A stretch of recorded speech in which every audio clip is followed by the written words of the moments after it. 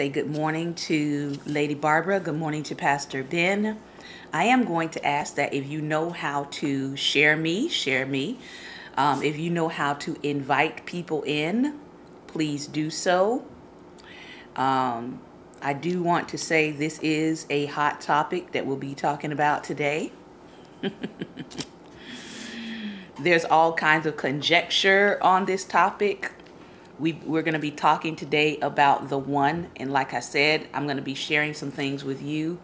I did just kind of write down some of the things I wanted to share just so I didn't forget. And we are going to look at some things in scripture. And so a lot of questions, there has been a lot of questions, especially lately with the millennials, when you're talking about the subject of marriage and you're talking about how do I know that he is the one? How do I know that she is the one?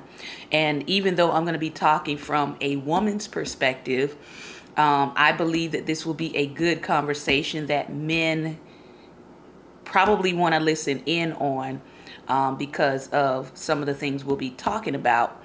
But we're talking about, how do I know whether or not someone is the one? Is there such a thing as the one for you? All right. And as I said, there's different schools of thought about this topic. Some people feel that, it doesn't matter who you marry. Just basically, if you and that person have some things in common, just go out there and pick one and God will make it work. Then on the other hand, there's another school of thought that, believes that there is one person specifically chosen for you, set apart for you, and made for you. I want to say I am probably somewhere in between both of those lines of thought, and I'll kind of get into a little bit of why in just a moment. All right, so I hope that you have something to drink. Like I said, I want to say good morning to those of you who are watching inside of the Periscope app. I want to say good morning to those of you who may be watching by laptop, those of you who are watching by YouTube live stream or will watch in the replay. And I also want to say hello to those of you who are watching through Facebook. And I want to say good morning to my wonderful husband. So hopefully he'll be able to stay on as well and kind of chime in with his comments if he is so inclined to do so. All right. So the first thing I want to do is I want to start off this topic by reading this short section, from Tony Evans' book, because I believe it's going to go right into what I'm going to be sharing today. And this is chapter 4 of Tony Evans' book, which I highly recommend to get, even if you are a single and you're seriously thinking about marriage and you want to be married. This is what I would call a marriage prep book.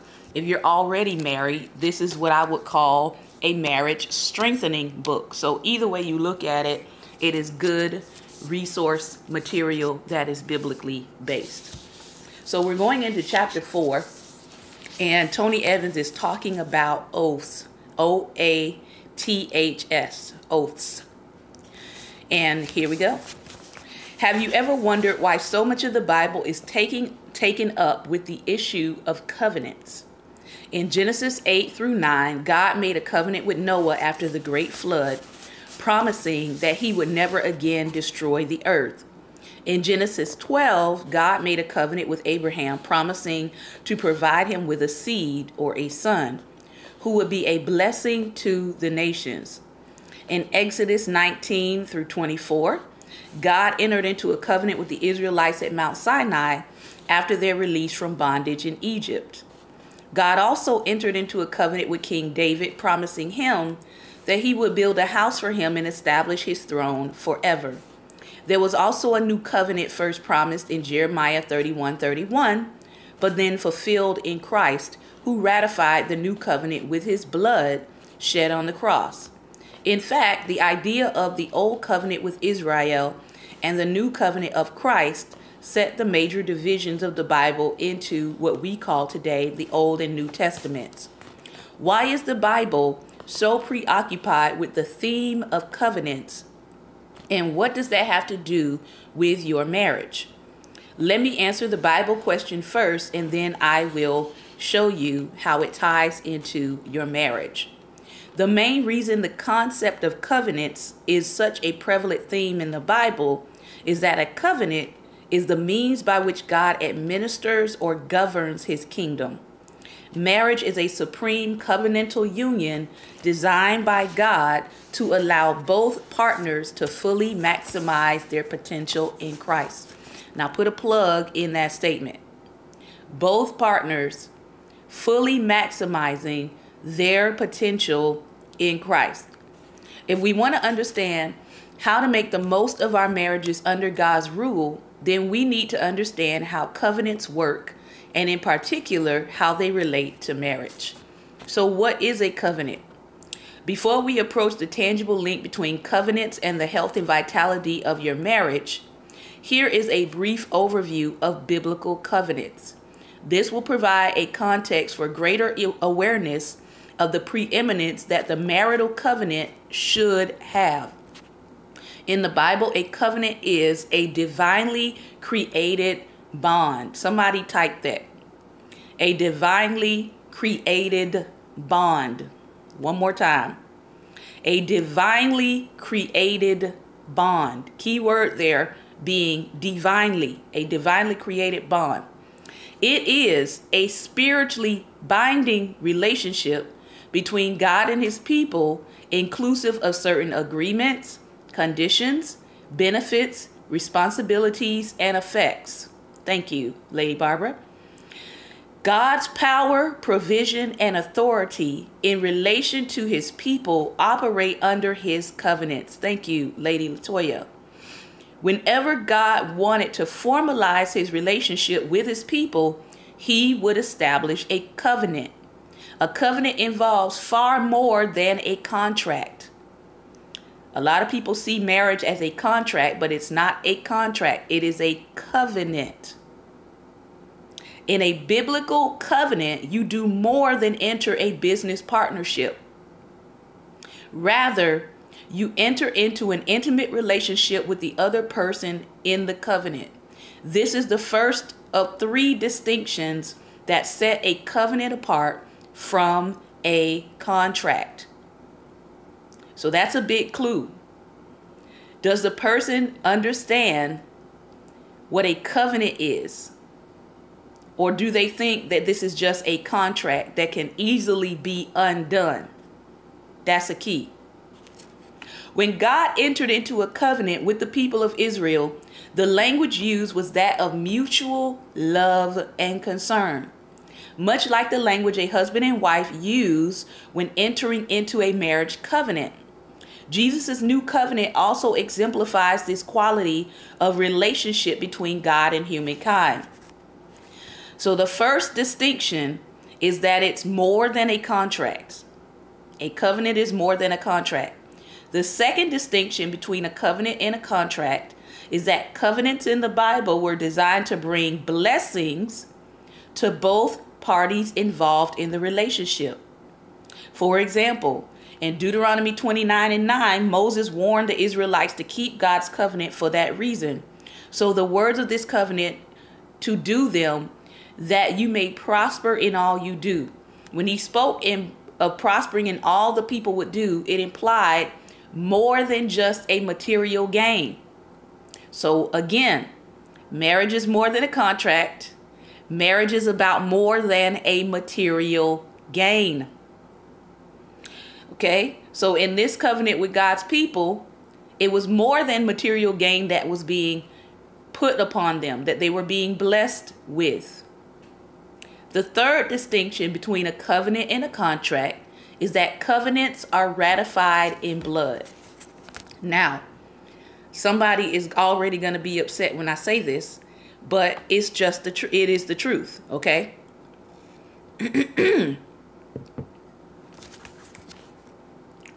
The third distinction between a contract and a covenant is that covenants are usually ratified in blood. For example, God took his relational commitment to bless Israel so seriously that he sealed the covenant in blood by offering a sacrifice. God also made a covenant with Abram in Genesis 15 and 17, reaffirming his promise to give Abram a son. In Genesis 17, we find the relationship of the covenant to blood, and in fact, this blood ratification became an ongoing, affirming membership in God's covenant of blessing for then on. Covenants are serious matters, and their ratification through blood indicates the lengths to which God will go to establish and keep his covenants with his people. Here's the part where many times in marriage, okay, I did not, I was not a virgin when I married. So many times in marriages today, 2017, when two partners come together, they're not coming together as sexual virgins. Let me sip my coffee, because I know somebody's about to be upset. I know.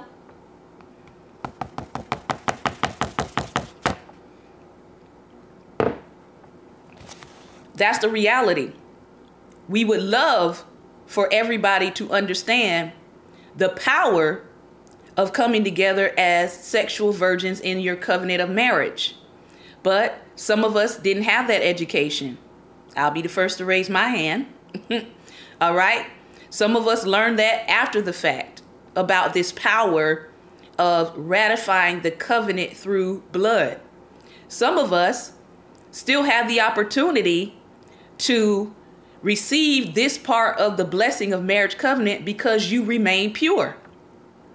Although there might be people in your life trying to get you to engage in sexual activity, I would suggest that you hold on to your purity, because there's something powerful about your covenant being ratified in blood. In marriage, when the two partners come together as sexual virgins and engage in sex on their wedding night, God has so designed the woman that she bleeds first in this encounter, thus ratifying the covenant of marriage. All right. I know this is something that's probably not taught anymore, but that is a part of ratifying of a covenant. So we don't need to be encouraging people to be sexually loose. We don't need to be encouraging people to, what do they say? Test the cow before you buy it and all of this other stuff. We don't need to be encouraging that. I know the world does, but we don't need to be encouraging that as believers. Another way to understand a covenant is through its synonym, covering. If and when you operate under God's covenant, you are operating under his covering. Consider this analogy.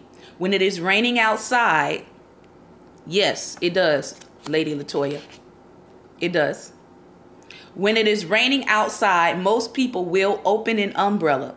The umbrella covers them from the rain. The umbrella doesn't stop the rain, but it does stop the rain from reaching them. It doesn't change what is happening around a person, but it does change what happens to him or her. Living under God's covering may not change the challenges you face in your marriage. Let me say that again.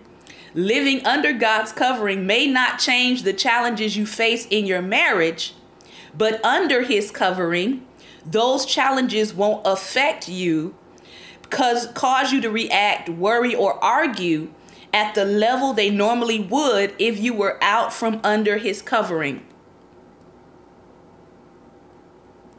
And I'm a living witness of that. There are things that happen in my life with my husband that we went through and endured together. And it was because we were under the covering and in right relationship with each other in our covering that God brought us out of it. Other things that probably would have killed some other people, we made it through it.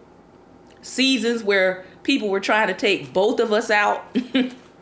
They were trying to take our marriage out. They were trying to bring division between us. They were trying to obscure our callings, both individually and together. it was because we were under the covering, because we understood the purpose for our covenant, that we were able to make it through. That's why it is so critical for spouses to understand the covenantal design of marriage. The marriage vows are a serious set of vows that bring with them either blessing or cursing, depending on how those vows are honored or dismissed. You have a lot of people who are married and they do not take their covenantal vows seriously. You have some people that are married who don't honor their vows. You have some people who are married who dismiss the importance of their vows. Listen, if you are married and you're saying, I can get another man or I can get another woman, that is dismissing your marriage vows. I'm going to say it one more time because I've heard it.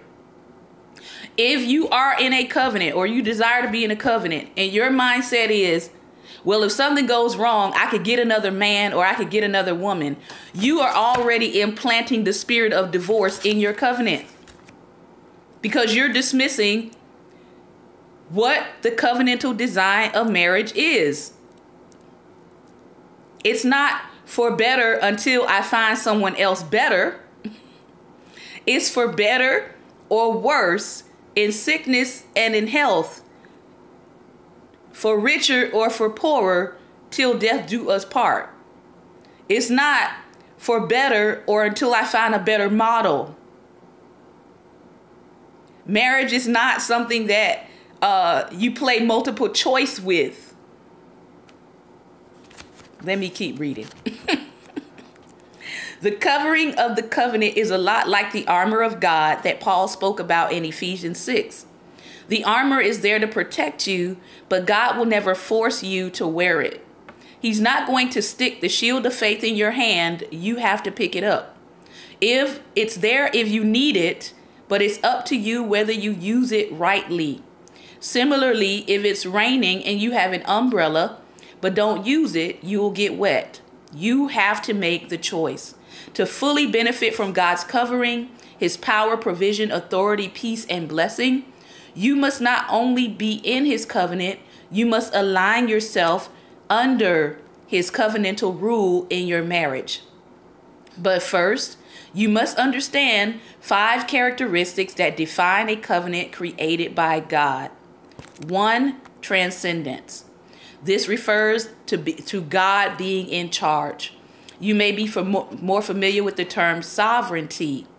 We must understand to function properly under God's covenant, in particular, his covenant of marriage, is that he is in charge.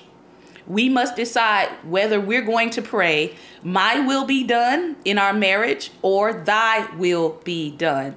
This is why God says that a man should not be allowed to put asunder what he has joined together. 2, hierarchy. God's covenants are administered through a chain of command. Paul stated in 1 Corinthians 11:3, I want you to understand that Christ is the head of every man, and the man is the head of a singular woman. A, as in wife, as in one woman that man is the head of. And God is the head of Christ. So that means that everyone in God's kingdom, including the husband, is supposed to be functioning under authority or under a head. So we have a lot of men that want to function in authority, but they're not under the headship of Christ.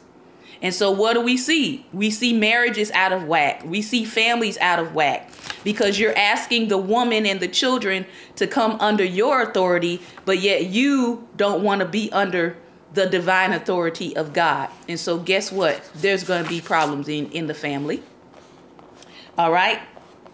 3, ethics. God's covenants contain specific rules, stipulations, and guidelines that govern the relationship of blessing. When God placed Adam in the Garden of Eden, he framed his relationship by establishing a specific rule with Adam. He told Adam specifically, you must not eat from the tree of knowledge of good and evil. Covenants function by a cause and effect rule. If Adam and Eve had obeyed God's command, they would have experienced the full blessing of living in the garden.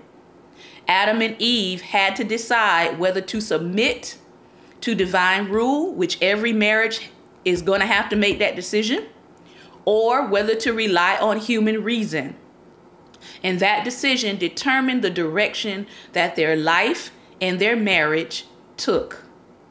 Obedience or disobedience to God's revealed word was the key to a heavenly or hellish relationship.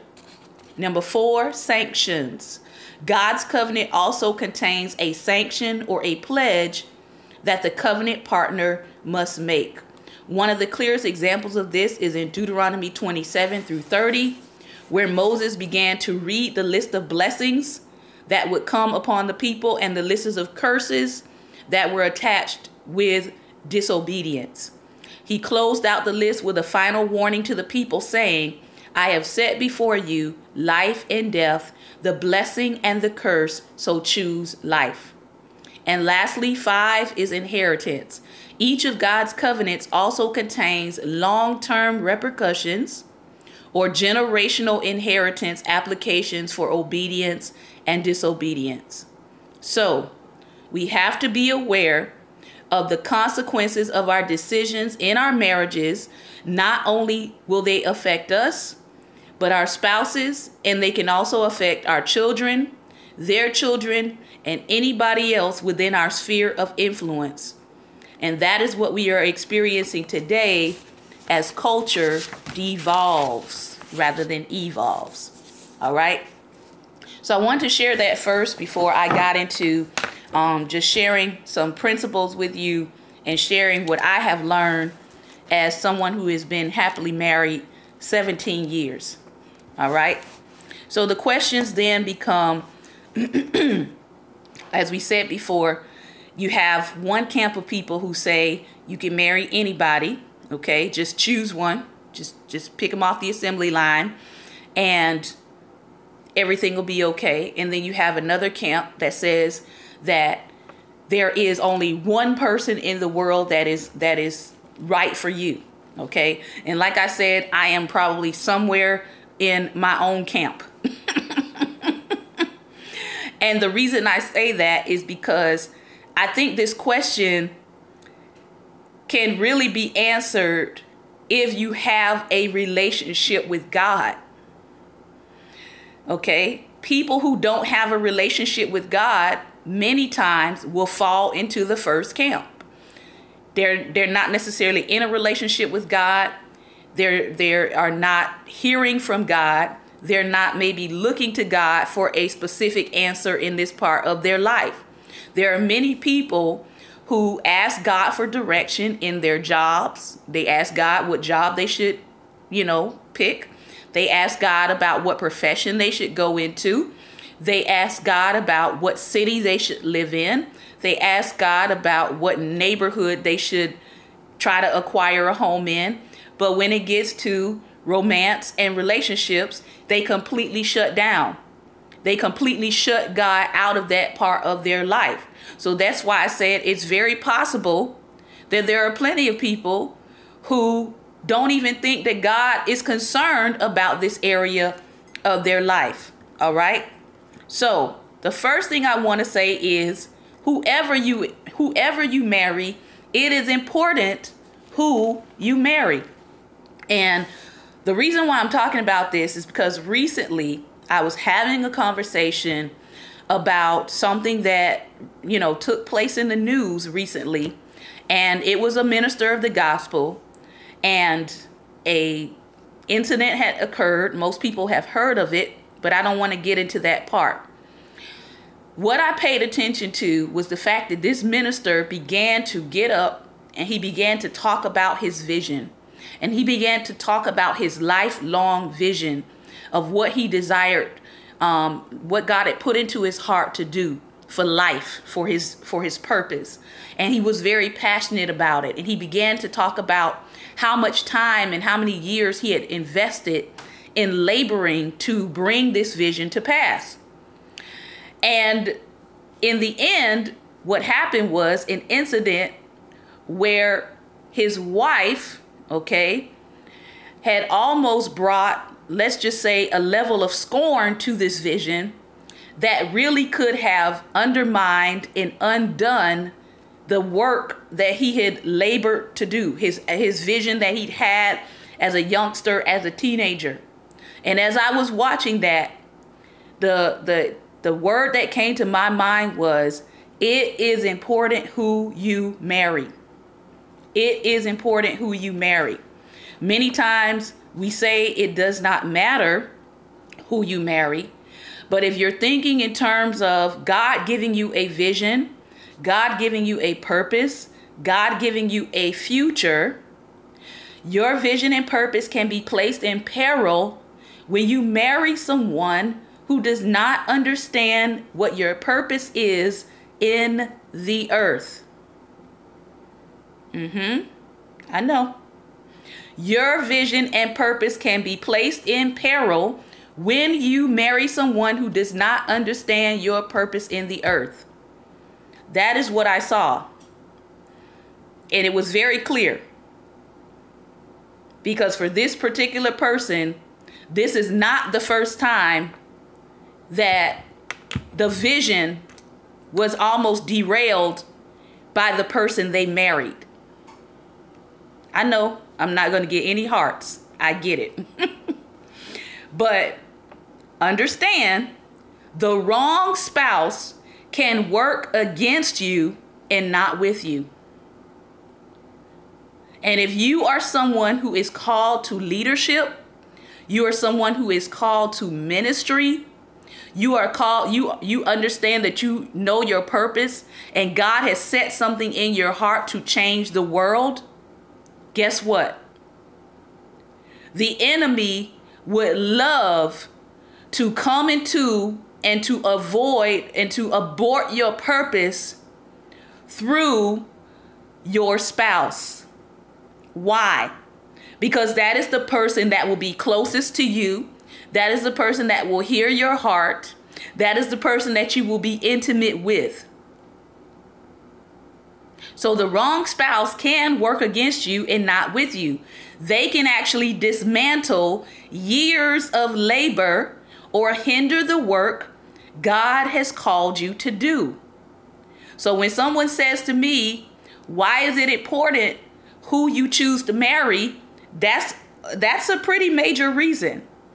You do not want to be trying to move forward and doing in your life what God has called you to do, and all of a sudden, the person who is supposed to be working with you and working together with you becomes your arch enemy. Marriage was never intended to be a war. Let me say that again. Marriage was never intended to be a war zone. I'm going to say it one more time. Because some people are marrying their project.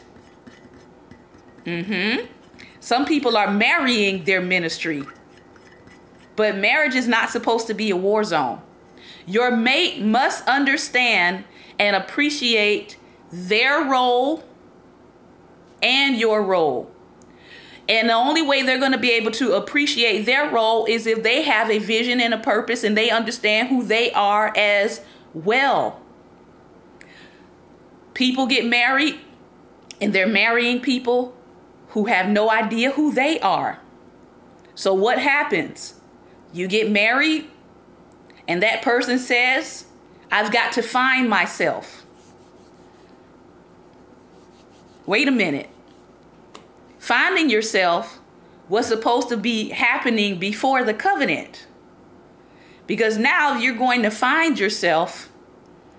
What if this self that you find has no connection to this marriage that we're in? And many times when people say they file for divorce or they say they have irreconcilable differences, sometimes it's because that person goes and finds themselves. And then they realize that the covenant that they're in, okay, has nothing to do with who they really are or what they were purposed and designed to do. So we're not going to get into a conversation today about divorce and biblical reasons behind divorce, but I went to find myself is not one of those biblical reasons behind divorce. Okay? Even though it does happen. One thing you should know is if you have to fight your spouse on your vision, your mission, your goals, your role, or your authority to do what God has given you to do, and you have to fight the devil, you are in trouble. And I'm talking to people who are in serious relationships right now. You may be seriously dating, you may be courting, you may be at the engagement state. All right? But if you're finding yourself, this is the person who says they love you and they want to marry you. If you're finding yourself having to fight with them about your vision, your mission, your goals in life, your role in the relationship, or your authority to do what God has given you to do, you are already in trouble. When somebody says, what are some warning flags? What are some red flags? If you're already having to fight them on those issues. So you have to question some things, not just observing, but you have to question some things. And sometimes you can question internally, and you can look at your relationship and you can ask some questions. And you're looking and you're observing what's happening in your relationship. You can be saying to yourself, is this person acting jealous? Is this person intimidated by me? Do I notice that I have to tone down who I am in order to be in a relationship with this person? Do I have to not be so as excited about my personal goals and accomplishments when I'm around this person? Do I have to minimize what I'm doing and only speak of what they are doing in the presence of other people? These are red flags. Does this person push me towards God? Or are they pushing me mainly towards themselves? Do they eagerly invest in you? Do they invest in supporting the things that you feel that you are called to? Do they endorse what you do? One of the things that I have had some conversations about with some young ladies is this whole issue of secrecy. There are people who are in relationships. They've been in relationships 6 months, a year, and the person has not publicly acknowledged them. The person has not introduced them to their family. The person does not want their name connected to their social media accounts. The person does not want them to put up any pictures of them together and post them anywhere. Listen, these are red flags. These are red flags. And if you're saying that you're in a serious relationship with this person, you have to look at what is their behavior showing you now. All right? So, how do you know that this person is for you?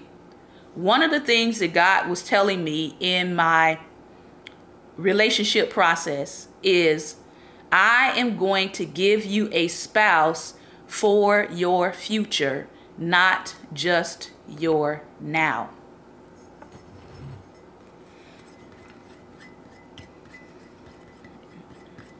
Just think about it.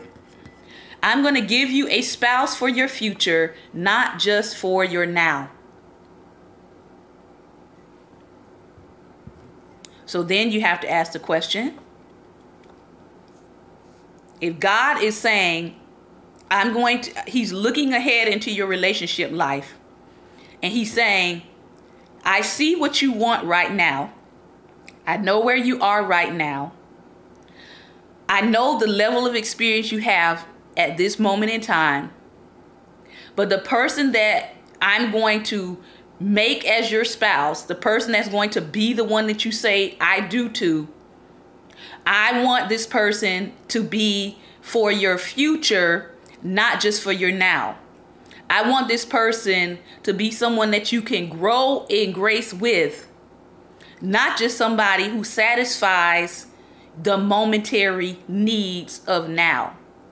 I want this person to be somebody who's going to grow with you and who's going to allow you to mature as a human being and as a person. Because who you are right now, guess what? You still got some growing to do. You still have some maturing to do. And anybody who is living today and says that they have made it and that they're perfect and that there's nothing that needs to grow and change and develop is lying.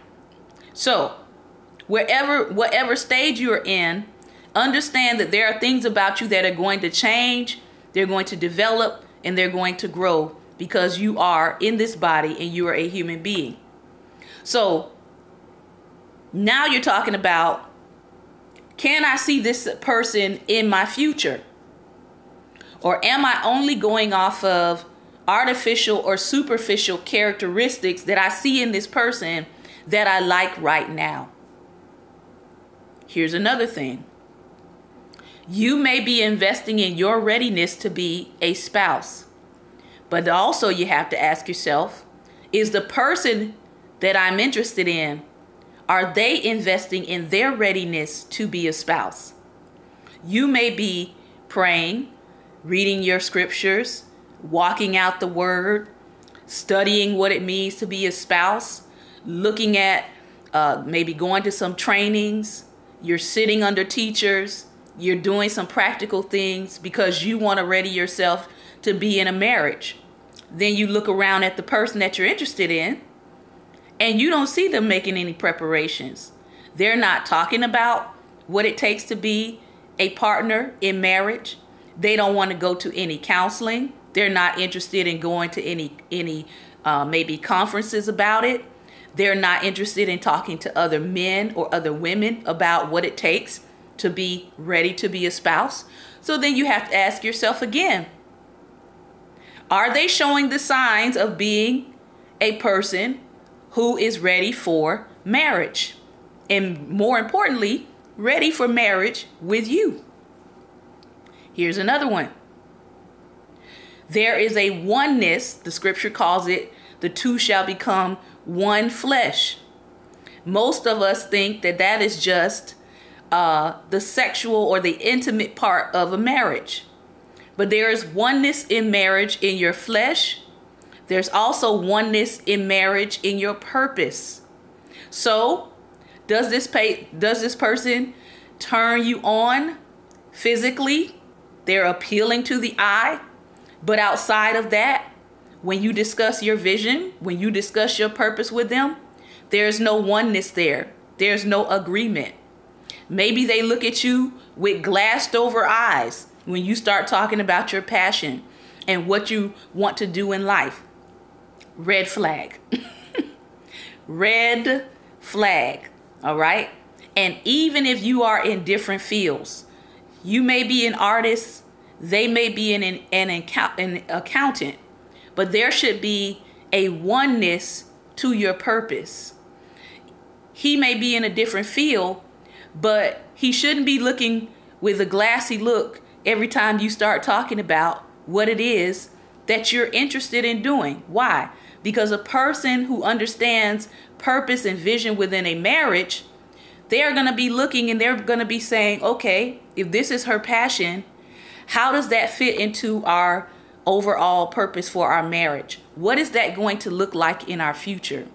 Are we gonna, does she have any business interests? If I'm an accountant and I work in finance, is there gonna be some way that I can help her or him, encourage that particular piece of what they want to do as an artist? So a person who is really interested in you, a person who wants to be in covenant with you, even if you are not in the same profession, they're still looking at how does this fit into our overall goal to be unified as one. All right. One of the best pieces of advice that I ever got, and this is just a sidebar, was to marry an artist.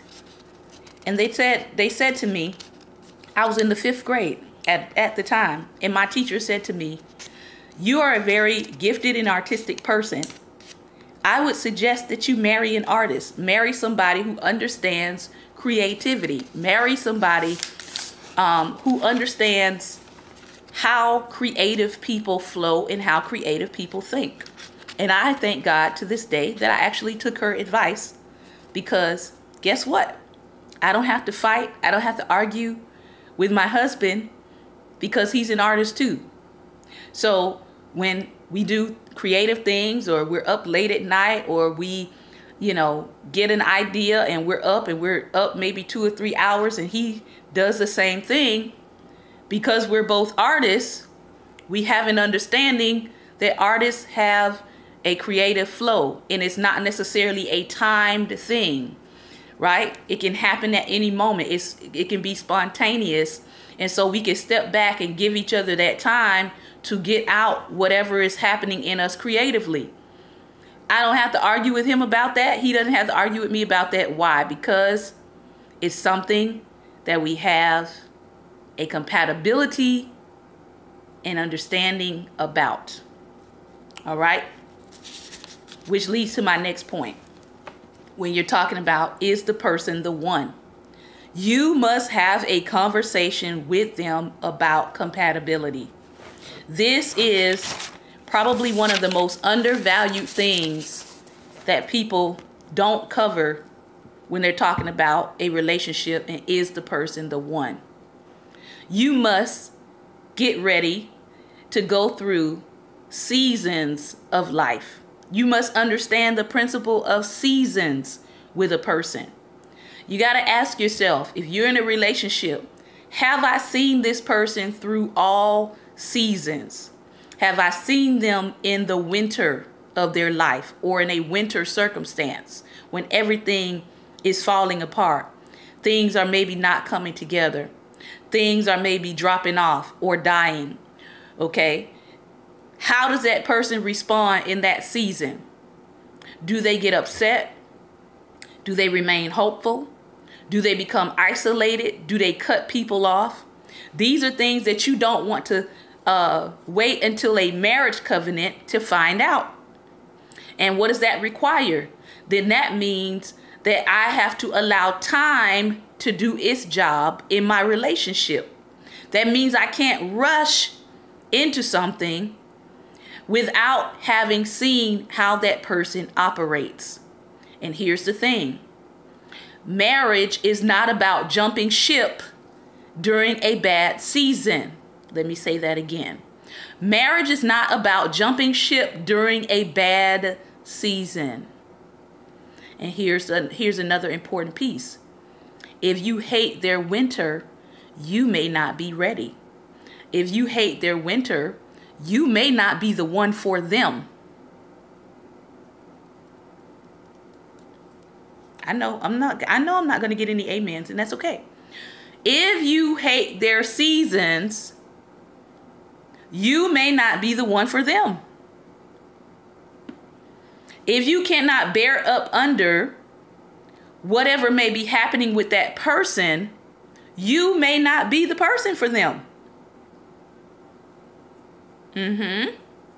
Because marriage is not about jumping ship during storms, and it's not about jumping out of the relationship in a bad season.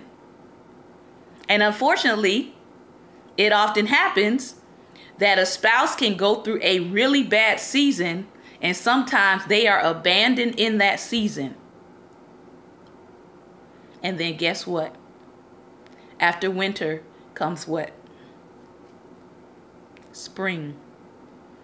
And so I have seen where people have jumped ship in the winter of their marriage and they missed the spring.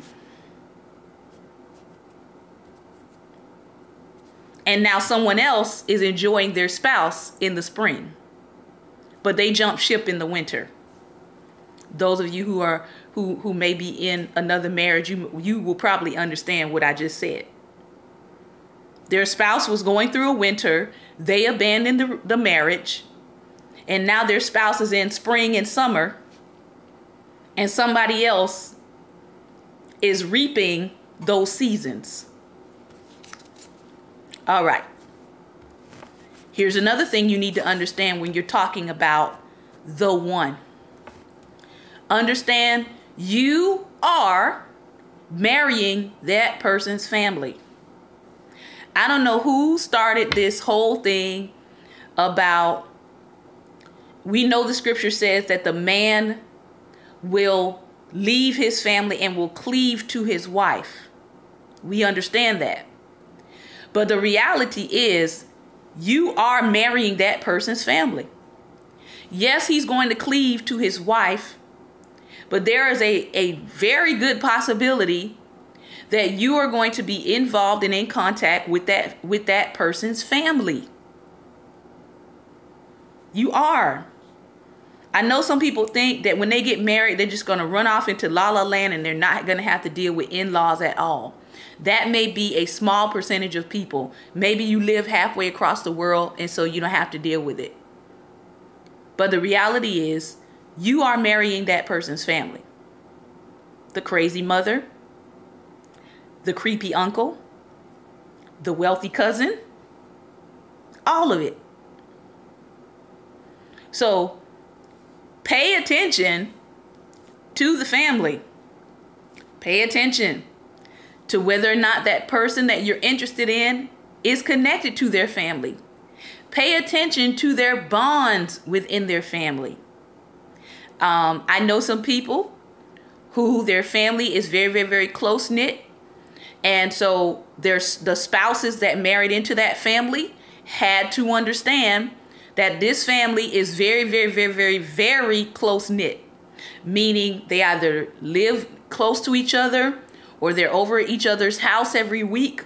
And so if that's not the family relationship that you want, if you don't want to see your in-laws every single week or every single day or have them in and out of your house, these are things you need to be thinking about before you say I do, not after. It will, here's another piece, it will affect your seed. You are marrying that person's family, and it will affect your seed. You have to ask God for a long-term perspective for your marriage. And in that, this is why I believe in courtship. Courtship is a long-term relationship with an eye towards marriage. Courtship is not a merry-go-round. Courtship is not a never-ending, let's just wait and see kind of deal. Courtship is not I'm seeing 2 or 3 women at a time, and I'm just you know, I'm at the ice cream, the 31 flavors. That's not courtship. Courtship is very deliberate, and there has to be a goal, or else you are stealing time from someone else. You're stealing time from someone else. So I'm probably going to go about 10 minutes over today, so just letting y'all know that. Now I want to talk about how I married the 4th man that proposed to me. Not the 1st, not the 2nd, not the 3rd, but the 4th. And I want to talk about these 3 proposals and why I said no. All right. The first proposal was from a gentleman who was 2 years younger than me. It was very casual. When I began to talk to him about what his goals and what his plans were, he didn't have any real goals and any real plans, and nothing was solid. But he was attracted to me. So there was physical attraction there, and he saw me as a nice person. And so his mother loved me. She thought I was great for her son. But guess what? I didn't think her son was going to be great for me, because I needed more than a physical attraction and a casual approach to the future. So guess what? I kindly and politely told him, thank you so very much for considering me, for your potential wife, but I don't think that we have very much in common. So my answer is going to have to be no. You're a nice guy. You're attractive. You've got that going for you. But no plan. All right. And I was in college at the time. The second proposal came from a friend of mine that I had been in a relationship with, and I had broken the relationship off. He didn't like the fact that I broke the relationship off, and so he began to stalk me. He became a Christian, a very religious Christian, and when he decided to propose to me, it was in the middle of a street in a highway, and there were cars coming on both sides, and I thought I was going to die. And so let's just say that anybody who is putting my life in danger while proposing to me is a clear sign of a big no. We're not doing that, okay? So I politely told him, no, thank you. Thank you, but no, thank you. All right. The third gentleman was someone that I knew in high school, and he came from a wealthy family. His father was a little bit of a NFL legend, and his father was a NFL coach at the time, I believe. And he was a very nice guy, Christian. We got a chance to talk about our goals. I told him, you know, that I was a minister of the gospel now at this particular time in my life. I talked about my ministry goals. I talked about my career goals with him. And he was just, I mean, he was like all for it. He was in college at the time, playing college football. And because his family kind of came from this whole NFL background, I knew that he was probably going to go the route of playing in the NFL. So, you know, I was like, okay, this might be it. You know, he's a Christian. I know his family. Got a chance to talk about our goals. And I'm just, you know, I'm ready to say yes. And in my prayer time, I was bringing this guy before God, and he said no. And I said, what you mean no? What you mean no? He fit all the criteria. He's nice. He's a Christian. He knows what I plan to do with my life. You know, he was like, hey, you know, if you want to preach, you go preach. I'm not gonna, you know, I'm not gonna be holding you back from doing what God has called you to do, etc., etc. And God said no. And I'm telling you, for about 3 days, I wrestled back and forth with God, and I was trying to bargain with God. I was doing some pleading. God was still saying, I haven't changed my mind. As a matter of fact, get out some pen and paper, and you're going to write him, and you're going to tell him that you cannot marry him, and for him to have a nice life. So, of course, by this third proposal, I knew the first two was like, no. But by this third proposal, I was a little upset with God. I was a little mad. Because I was like, how many people get 3 proposals in their life, period? Most of us are hoping for one. And so when he told me no, I was a little hot about it. I really was. I was like, I'm not understanding this. This is not computing.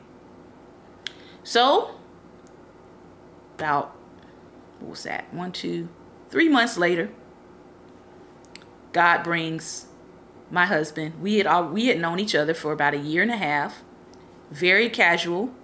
Ministry. Knew him through ministry friends. We would go, you know, talk about scriptures, go to Bible studies. We would have potlucks with, you know, people from the ministry, that kind of thing. So when God said, that is your husband, I was a little hot about that. And I was like, what? Him? And he said the same thing about me. I won't get into all of that because we do have a whole video series on that, our relationship process. But the point is this. The fourth man is the man I married. And the question is, where are they now? Where are those other men that proposed to me that God said, no, this is not it? One of them, I know where two of them are. One of them has a child by a woman that he has been in a relationship with since I told him no. They've been in that relationship and they still have not married.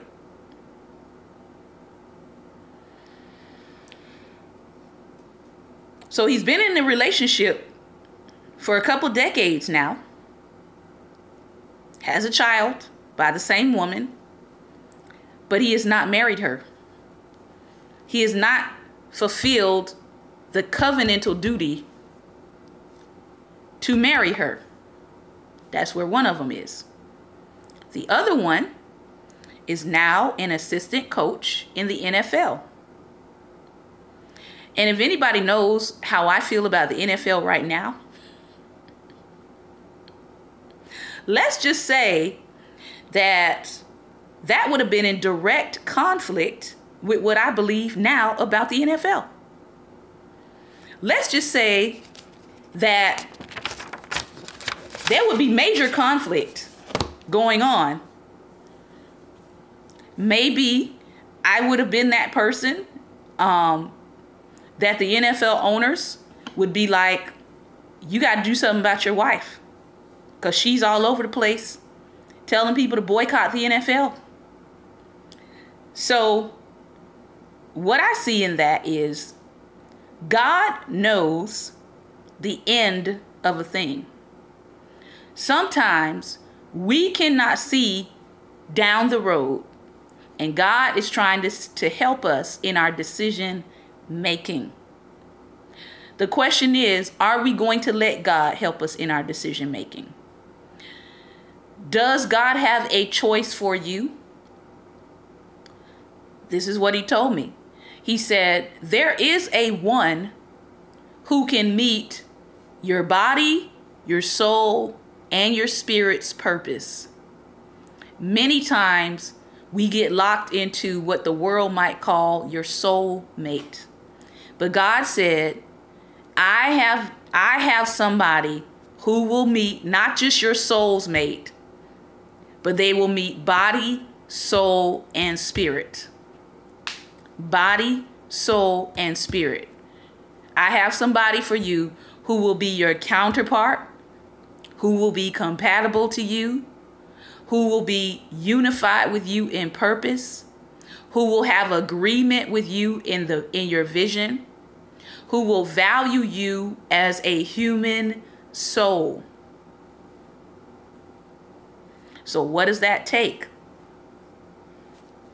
In order to make a good decision, what does it take? It takes time, because initial impressions can be deceiving. So when God told me, that's your husband, here's what he also did. He also told my husband. I hear a lot of people who speak in a very scornful way when women say, what if God told me who my husband is? I don't have a problem with that statement, because I know that it's possible that God can tell you who your spouse is. But here's the other piece of it. If God is telling you, God will also tell the other person. I didn't have to go up to my husband and say, I believe that God told me that you're my husband. God told my husband the same thing. He said, that is your wife. So guess what? There wasn't confusion. It wasn't one-sided. It wasn't one person forcing what they thought they heard God say onto the other person. All right? And so is it possible that God can show you who your mate is or who your spouse is? Yes, he can.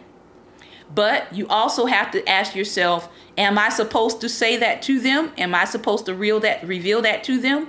Or am I supposed to let God do the revealing? So let God do the revealing. All right.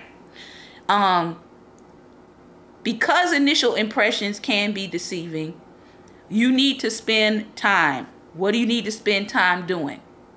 You need to spend time not just learning how you're compatible, but you also need to spend time learning your differences, your habits, your quirks, your dreams, your goals, your opinions, and these assessments take time. So from the time God said to me, this is your spouse, because I was not in a relationship with him. I was not even in a dating relationship with him. We had to spend time getting to know each other. 2 years and 10 months later, we married. God, through prayer, can give you an inner witness. Someone said, how can I know? Many times I would pray. Even through my process of getting to know my husband, there are times when I would pray something inwardly, not outwardly, but inwardly, and I would ask God for an inner witness. Things that only I asked God for, that only I knew. I didn't tell it to a friend, and I didn't pray it out loud. So there were things that I would pray internally, and I would say, God, for example, God, if he is the one, I need him to pray for me, and I need your presence to come as he prays for me. These are things that I would ask God internally that nobody knew about. And then next thing I know, guess who would be coming over? And he would say, I just felt the Lord just ushered me over here to come and pray for you. And I would smile and I would receive his prayer, but it was an inner witness for me that he was the one. Again, that was my litmus test. Yeah, that's why I kept falling out. That was my litmus test that I wasn't sharing with my girlfriends, and I wasn't sharing with anybody else, and I wasn't praying these things out loud so the enemy could bring me a counterfeit. There were certain things that I held in my heart so that I could have an inner witness. All right. Lastly, as I hopefully come to a close here, as I was reading up on some things today about this whole piece about being the one of the articles that I read said this. It said a lot of times, good morning, a lot of times people use what they call one-dimensional thinking when making a permanent decision. And so they said that a lot of times people say, well, I know this person is the one because they did this one thing. And so they said, whether that is, I know this person is the one because we share the same faith, or I know this person is the one because we share the same goals, or I know this person is the one because we share the same habits. These are one-dimensional factors. And when you're so focused on one issue, you will ignore other things that are red flags. So for example, if I said, I will know that he is the one for me if he is a Christian, right? And so the guy comes and he's a Christian, but I ignore that he's mean, he's rude, he has bad relationships with his family, he doesn't respond well under pressure. I'm ignoring all of these other things because I'm only focused on he's a Christian, so he must be the one. That's what they're talking about. Don't use one-dimensional thinking when you're trying to make a decision that is going to be permanent. All right? You need time, you need a discerning mind, and you need an objective eye. A lot of times we can lose our objectiveness if we are blinded by lust. We can lose our objectiveness if we have entered into a physical relationship with that person. In other words, a sexual relationship, even if it was only one time and you say you slipped up. It can cloud your view. It can cloud your objectivity to that person. All right? So you don't need to be the person who is saying, I've got to find somebody. My time is running out. Or my friends, I'm looking at my friends and all of my friends around me are in relationships. Or all of my friends are married. And so because of that, you might go into what they call frantic dating or desperate dating. Here's another one. You have been in relationships and you have not given yourself any time to disconnect, to evaluate what went wrong in your last relationship that you thought was the one, and now you are bitter and dating. You might not have had any time between relationships, and so your thinking is not really clear about moving into a new relationship because you're still thinking about the old relationship. You're still thinking about how the other person treated you. And so you're not giving yourself time to be removed from the situation and to be healed. This was very powerful. And I think that it is true of so much of what I see right now. The author said, don't shop for duplicates or opposites. Don't look for, or as they said, shop for duplicates or opposites when you're talking about, is this person the one? Some are looking for what they call a duplicate. Some are looking for a familiar person who may look like or behave like an ex.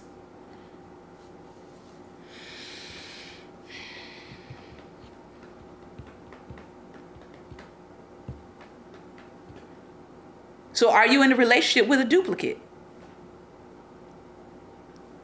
Some are looking for an exact opposite. So if you don't go with a duplicate, sometimes people say, the last relationship I was in, this person was X, Y, Z, Q, A, B, and C. And I'm going to find somebody who is the complete opposite of that. But whether you are shopping or looking for a duplicate or an opposite, both can blind you to other issues that you need to pay attention to. We already know that the scripture says, don't be unequally yoked. Fundamental beliefs at odds can lead to a downfall, and if children are brought into the picture in the future, it can bring a strain upon your future seed. So you have to allow time. What does that look like? Because I got a question the other day, and they said, well, how short is too short and how long is too long? So, and this is not, again, this is not a hardcore thing, but you want to allow some time. If you are in a new relationship and you're looking towards marriage, all right, the first 3 months, observe, allow time. Don't get into a whole lot of emotional talk. Don't get into a whole lot of physical touching. 3 months into your relationship, you should be asking the question, does this relationship need to be explored further? Or do I see this relationship going further? If I don't, why am I wasting this person's time? All right. 6 months into the relationship, does this need to move into a courtship? Is this person marriageable? And we've already kind of talked about some things as to what you need to be looking at and what you need to be observing. 6 months into the relationship. A year into the relationship. Are we looking at a serious courtship? Or does this feel like a relationship that I'm in just passing time? Is this just a place? Is this person just a placeholder? Or am I starting to see that I can build a future with this person? If not, I am wasting their time and my time. After a year, you should know whether or not this is a serious relationship. Or are we moving to an engagement? Or do we need to spend a little bit more time in the courtship process? But by a year, you shouldn't still be on the merry-go-round wondering whether or not this person is purpose for your life. Engagement, 1 year, 2 years. I know some people who are the exception, and they were maybe engaged 3 months, 6 months. I personally don't recommend an engagement shorter than a year. That's just me. Don't have to follow my opinion. All right. And then marriage. So if you're looking at a timetable or a time frame, and I do want to say that depending on where you are age-wise, okay, if you're in your 20s, you're in your 30s, you're in your 40s, you're in your 50s, you might adjust this time frame, but you're talking 3 years from I met you to seriously engaged or married. All right. I know some people who were engaged for 10 years. Again, that's an exception, not a rule. Once you are married, the one that you chose is the one. Let me say that again.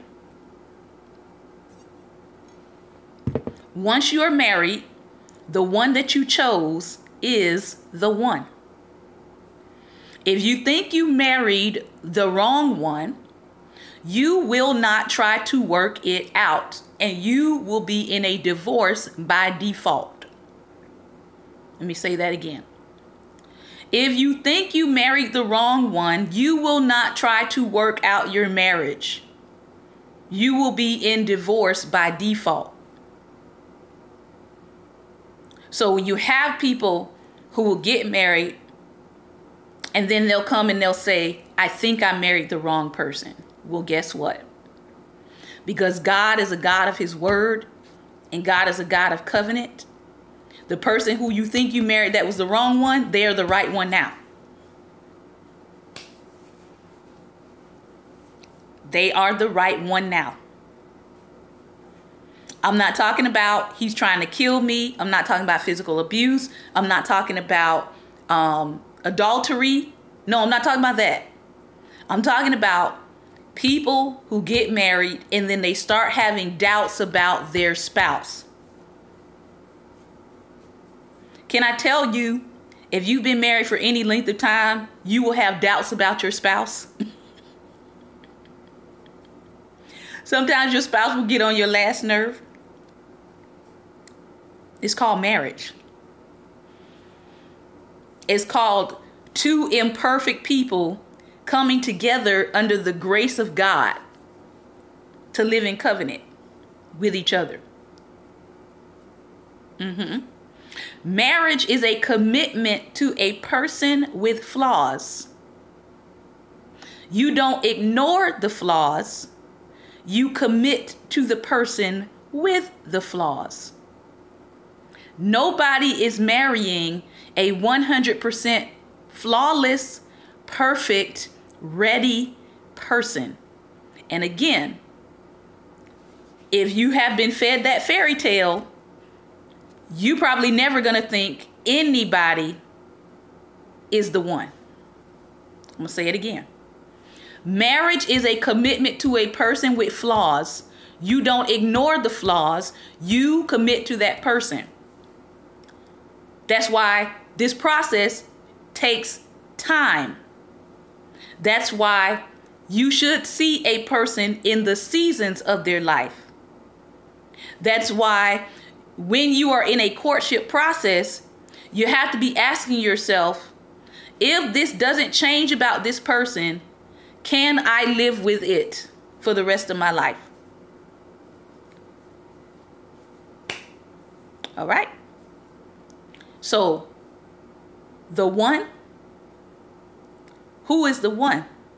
The one is a spouse who is on the trajectory of being sanctified and perfected by God, just like you. And both of y'all, two little trains, two little works in progress, are saying, we have a vision and we have a goal and we have a purpose.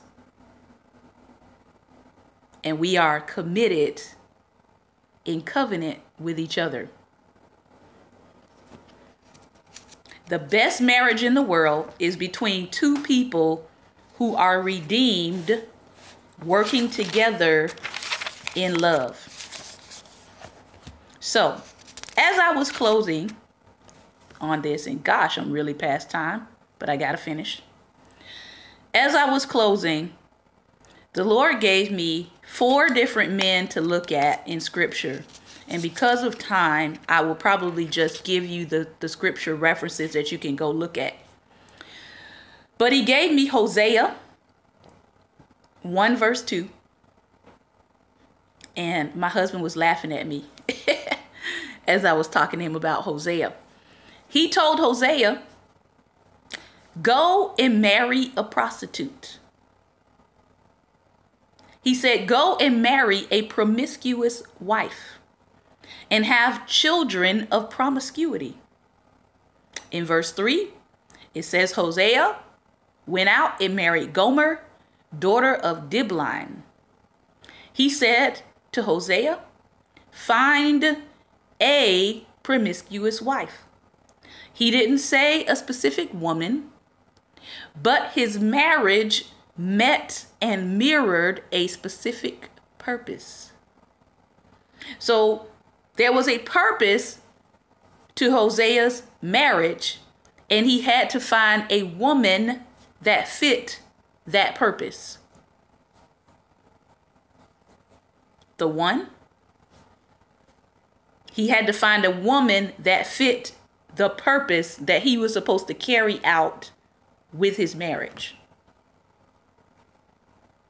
This is not an everyday call, by the way. All right? I know some people are like, what do you mean? God's not telling me to go marry a hoe? Men, could you be held up? Because there's a specific purpose that's supposed to be carried out in your marriage. And you have to find a wife that fits that purpose, which means you got to know what your marriage is purposed to do. The other person that God was brought to mind was Boaz. In Ruth chapter 3, you can find this story in Ruth chapter 3, verse 12 through 13, and also Ruth chapter 4. Boaz fulfilled a responsibility as what they called during that time a kinsman redeemer. He illustrated his marriage was a picture of God gladly redeeming his people. So again, Boaz, when he married Ruth, fulfilled a responsibility and gave a picture of who God was to his people. He illustrated that God gladly redeemed us by redeeming Ruth. Boaz was about the covenant of marriage, but he had to take care of the business of marriage first. If you read the text, you will find that there was a man who could have redeemed Ruth before Boaz. So Ruth had options. The first person who could have redeemed Ruth, all right, chose not to redeem her because he said it would mess up his inheritance. And so Boaz said, well, if you won't redeem her, then I am next. But guess what? Boaz followed order and protocol in redeeming and marrying Ruth. So with Boaz, there was a responsibility to bring redemption to Ruth. Again, his marriage had a purpose. Adam. When God created Adam, he put Adam to sleep. The scripture does not say he pulled out 2 ribs and made Eve and Yvette.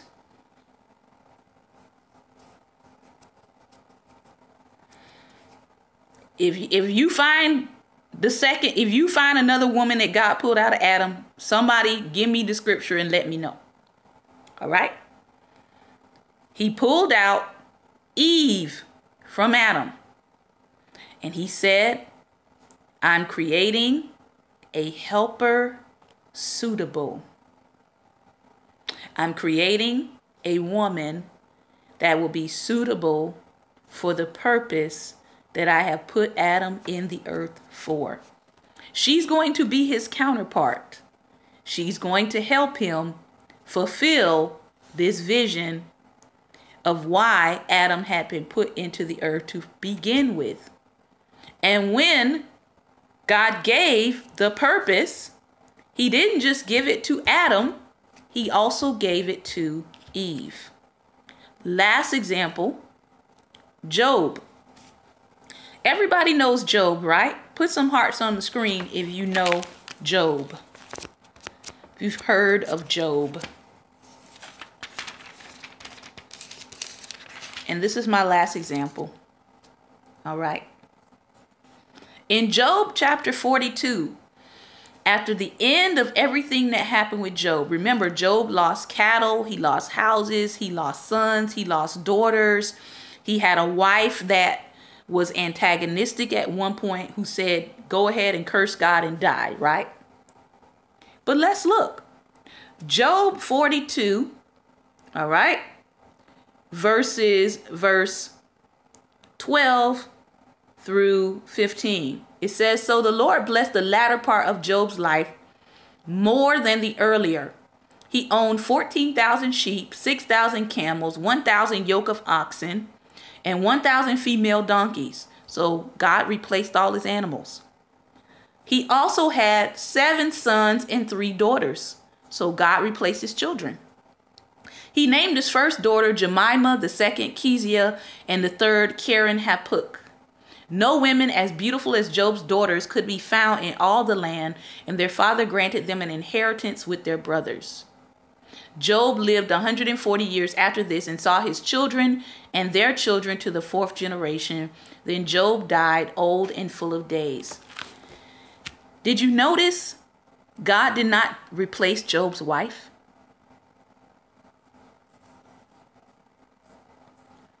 Did you notice God did not give Job a second woman?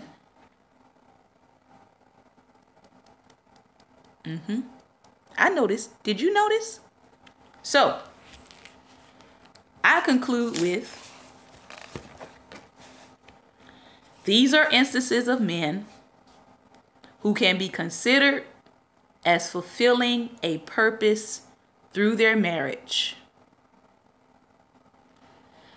They had a purpose, there was a goal, and then God gave them a spouse that aligned with their purpose and their goal. We even had a spouse who bucked against the purpose and the goal in the case of Job. but God didn't replace her. That's a whole other sermon. Job did not get, she wasn't considered a starter wife, in that when Job started over, he got another wife. All right. So I hope that I have said something today that was helpful. I hope that I have said something today that will get you thinking about the concept of the one. And remember, the one is the person that you are committed to in the marriage. And when you marry them, they are the one. So let's not try to be in relationships and we don't have any basis for the relationship that we're in. If you're in a marriage, if you are happily married, or even if your marriage is going through some tests and some trials, maybe you are in a winter season in your marriage where it seems like nothing is going right, I would encourage you to not jump ship. All right. I would encourage you to go through that process with your spouse, grow with your spouse, allow God to shape you with your spouse. And that is all I have to say for today. So I do want to thank you for those of you all who hung in here a little bit longer. I know I went way past time, but I didn't want to have to come back and do a part 2 on this. Understand, it is important who you marry. It is important who you marry. God is looking at not just your right now. He is looking at who you are to become. And because he knows what is best for you, it is best to seek God as to who it is that you will marry. I'm in a happy relationship. I'm in a blessed relationship. I'm in a covenant relationship. I'm in a marriage with purpose. I'm in a kingdom marriage. Why? Because I chose to listen to God and not to my flesh. And guess what? That was a choice that I had to make. God could not make it for me. I had to make it for myself. All right. But guess what? God gave me the tools and he gave me the wherewithal in order to choose life or to choose my own path and direction. And guess what? God is going to give you the same opportunity. He is not going to take away your free will in making your choice. All right. So I want to thank you today for your time and attention. Remember, light is the most daring opposition to darkness. So please go out today and be light. Thank you again for your time and attention. Take care and God bless. And thank you again, YouTube, for your time and attention. Take care and God bless.